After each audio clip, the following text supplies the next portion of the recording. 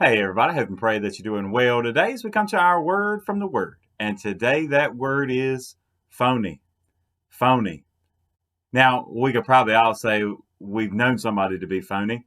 And if we're honest, we've all been phony at some point in time. We've all tried to put on a show and make others think more highly of us than they should. Or we kind of, that's what social media is all about, right? It is showing everybody just a portion of people's lives, and then it's only the portions that I want you to see. So as we're talking about phony today, as we're continuing on through the Psalms, and today in Psalm 5 you see a continuation, kind of even from yesterday, of David dealing with his enemies. And you'll see something here today, it kind of in this prayer, in this psalm, you will see something that he says that maybe would surprise you a little bit, but if you're familiar with especially the Psalms and a lot of the Old Testament times where people were coming against the Israelites, it maybe won't surprise you quite as much. But here in Psalm 5, looking at verses 9 and 10 today, it says, "For there is no faithfulness in their mouth." And he's speaking of his enemies. He says, "Their inward part is destruction. Their throat is an open tomb. They flatter with their tongue. Pronounce them guilty, O God. Let them fall by their own counsels.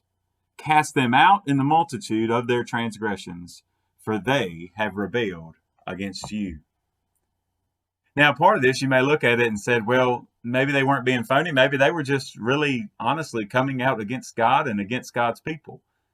But I see that line that he says that they flatter with their tongue, and whatever it is they were saying, they were trying to maybe speak their way out of trouble. Maybe they were trying to use their words in a crafty way. We could kind of use that. We use that analogy all the time in our day and time. Speaking of politicians, talking about them speaking out of both sides of their mouths, or just giving these big hopes and dreams and promises that maybe we don't quite believe.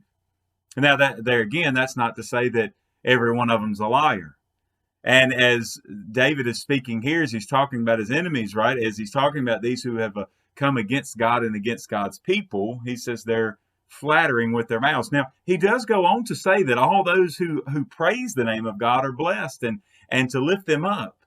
But here, did you catch what he says? He is praying that justice will be done against those who oppress God, those who oppress God's people and go against God.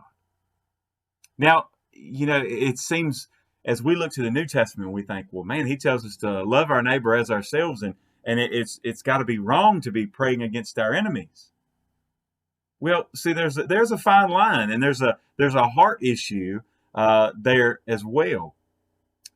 But through it all, right, I always keep in the back of my mind that through David's ups and downs, right, he was still known as being a man after God's own heart. And while we know and we love and enjoy the love and the grace and mercy of God, we also serve a God who is just, a God who gives us free will, gives us the option and the choice to choose him. And if we so choose him, then we get to receive all the wonderful blessings and grace and love and mercy that he has already bestowed upon us and has ready and waiting for us. But on the other hand, because he is a just God, those who reject the sacrifice of Jesus will face an eternity in a place called hell. And a lot of people will say, why would a good, loving God send people to hell? Well, he doesn't send people to hell. You choose it. By choosing to reject Christ, you are choosing hell.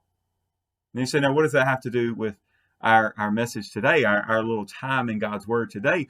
Well, if we're thinking about being phony, there are many today who profess to be Christians, yet their mouths and their flattery is only just words. It's very similar to how Jesus was speaking to the Pharisees and saying that they were like whitewashed tombs, right? That they were all clean and pretty on the outside, but they were dead bones on the inside. And there's a lot of people that are phony and they're fakes, and some, I believe, have even gone so long in putting on that front and putting on that facade that they have begun to believe it themselves. that the only one they truly have deceived has been themselves. I can tell you what, they may have deceived some other people, but they surely have not deceived God. So all that today to ask this question, right? I don't want you to even think about who you know that may be a phony. I want each of us, myself included, that we all look and we say, God, am I being real with you? Am I being honest with the words that I speak? Am I being honest and speaking from my heart out of love, or is it out of obligation and it's really bitterness in my heart that I'm saying these things? Whatever the case may be, let's not be described as phonies, but let's be described as the real thing. True believers, true children of God who can, as the psalm goes on to say, that are blessed and can enjoy, really truly enjoy the blessings of God because we are truly dedicated to Him. That is my prayer for us all today.